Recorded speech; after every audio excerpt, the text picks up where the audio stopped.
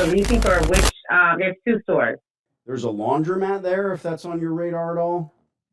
Yeah, there's a deli and then there's a laundromat side.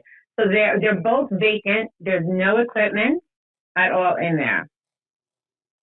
So the laundromat side, the hookups are there, but it's on the smaller end. It's like under 800 square feet.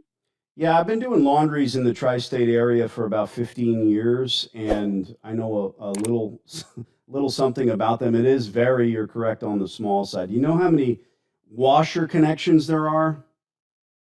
Off the top of my head, washer connections. I think there's 10 or 12. I'm trying to think. Every time I think it's like 10 washers, and Other I than, don't remember. I don't okay, remember, to be honest, that's because it's all okay. empty. So I have to count like where No, no, where we it was can hooked up. we can come in and have a look. Let me tell you this, it is very, very small. I mean, if it's Brooklyn Right. Heights, we put in what we call OPLs, they're on-premises laundries, and you'll put it in a basement, and you're servicing the building, right? When we're talking about on a main street in a sector like this, I'm going to try to advise you if I can, and also tell you where we can survive. We're usually looking for 30 minimum connections for washing machines, because in order to be able to supplement the rent, pay gas, water, electric, the more volume we can do, the better, obviously. And you can't make up for having customers leave because there's no machines. I'll bore you to tears. I don't want to do that.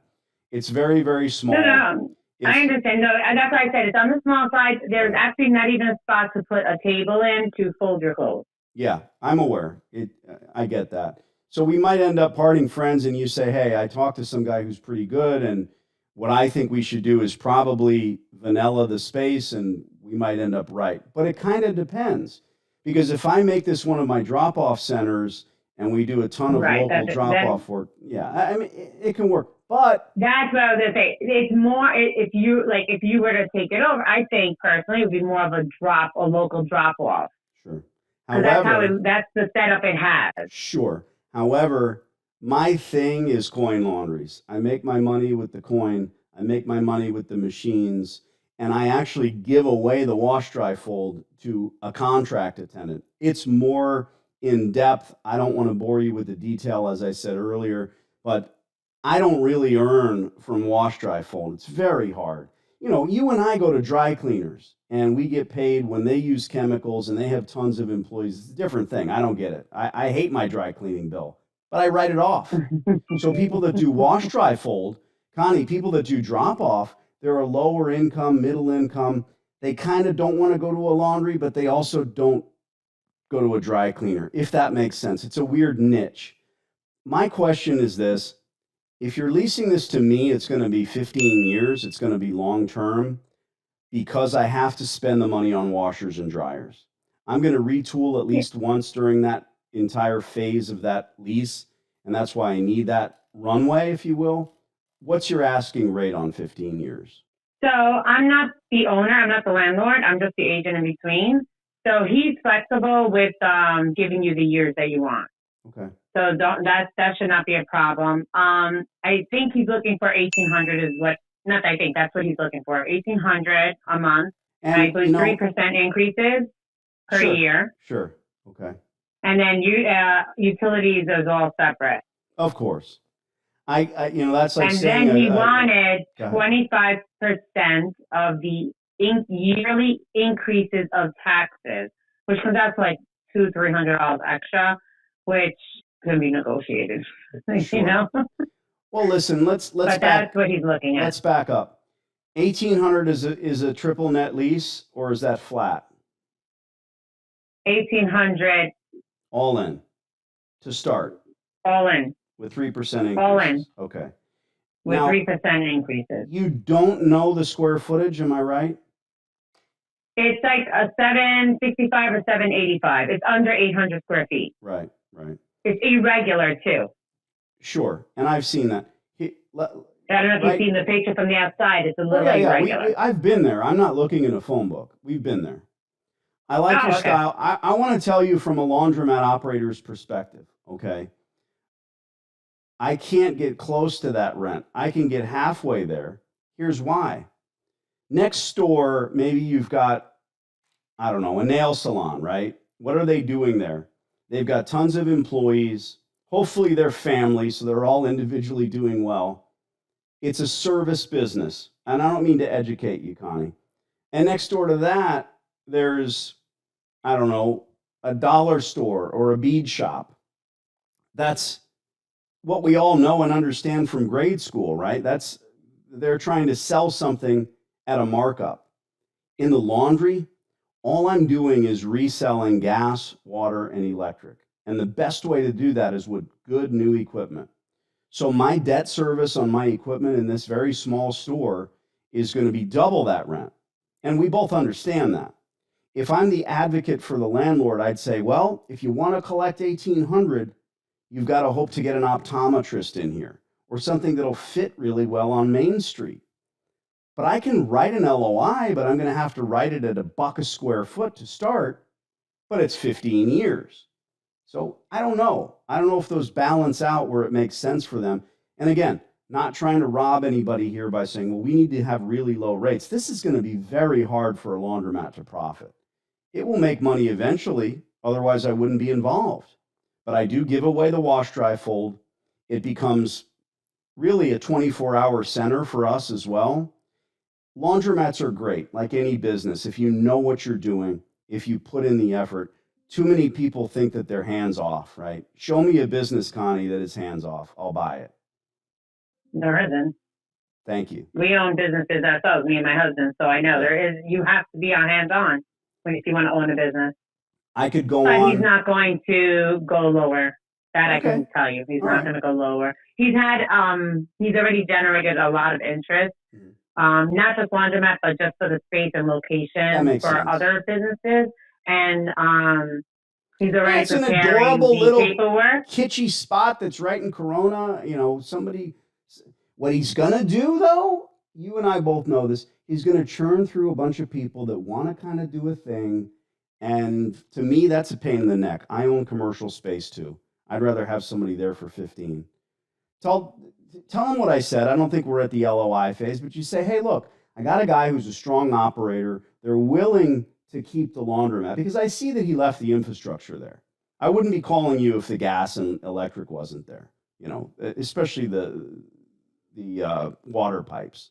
You know, it's costly to do that. So he's smart to leave it there for an operator.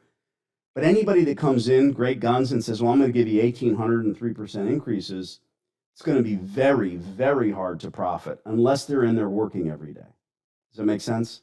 No, I understand, but I think that he's going to get his money based not on the laundromat, Right. probably a different business, most likely a different business. We completely understand each other. Yeah, Yeah. he's going to get it from that way. That's why he's not going to budge because we already have a lot of people that are interested to take it, Sure. you know, like a hair salon, a foot spa wants both locations, Right, you know, the deli right. side and so we have he has a lot of interest. And Now, look, if you're going to tell me we're going to take both sides, that's different, you know? well, then I'd be building a laundromat, and I don't do that. I like to retool spaces, and I appreciate it. Sometimes this is a phone call that becomes the wings of a butterfly, where now you go back to him and say, look, I don't think a laundry's in the cards unless you want to see somebody fail over and over again. And he doesn't want that. No, he doesn't. He knows that already. But he's Good. aware. Connie, this is my cell. Do you mind texting me your email address, and I'll send you a fun email with before and after pictures, what we do, how we operate in the tri-state area, and who knows, maybe next year or next week you find a laundry with infrastructure and it's a good, huge space, and we'll try to beat you up on the rent there. Yeah. No problem. We work all over Queens, and I work all over Queens and Nassau. That's where I prefer to work. But we have agents that work all over, and I can always let them know if they see anything to let me know. If nothing else, I've made a friend, and I'm Danny D'Angelo. My partner's name is Marvin. Text me your email, and I'll fire you off a little thing. And, you know, when you talk to the landlord, just tell him, hey, this probably won't work for a laundry. And I'm not trying to put you off the idea, but anybody looking to spend that kind of money in a small space like that, it's just a pipe dream. It's like, this is a business that's going to run itself. It doesn't. No. Every business you need to be there, have an active presence. Connie, thanks for your time. No problem, Danny. It's nice speaking to you. Yeah, I'll same. text you my information shortly. Cheers. Ta-ta. Okay, bye. Well, Marvin, I know what I think. What do you think? Yeah, I don't think this one happening. You But sound what I didn't upset. notice is that it was so. I didn't notice it was so small.